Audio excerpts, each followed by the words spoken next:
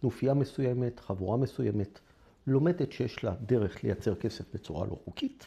יש לה את כל המנגנון מסביב כדי לעשות כסף מהשיטה הזאת, ואתה צריך למצוא את נקודת הכשל כדי להפיל אותם. אז תופעה כזאת לדוגמה הייתה לפני מספר שנים, בשרשרת פריצות לבתי מרקחת ופרפומריות. הגנבים עבדו בשיטה מאוד מאוד יצירתית.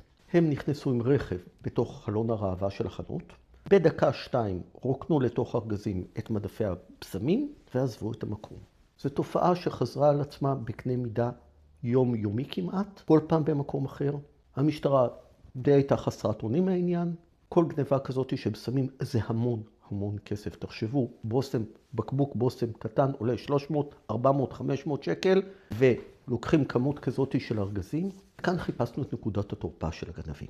והגענו למסקנה שהבשמים האלה הרי נמכרים לאיזשהו גורם, ומישהו צריך להפיץ אותם.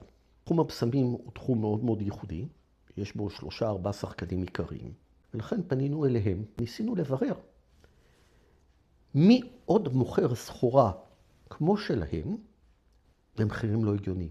כי השחקנים האלה, מכיוון שהם שחקנים מאוד ייחודיים, מכירים את השוק וחיים אותו בצורה הכי טובה שבעולם.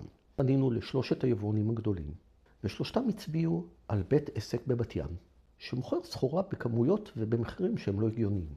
השלב הבא היה להגיע לעסק הזה, ולראות באמת אם הוא מוכן לספק סחורה במחירים לא הגיוניים.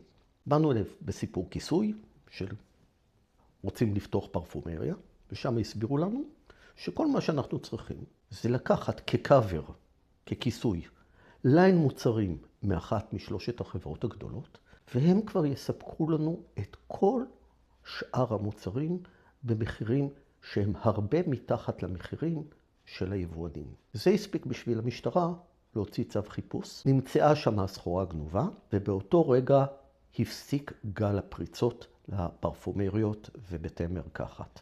כל הרעיון, שוב, הוא למצוא את נקודת התורפה של הצד השני.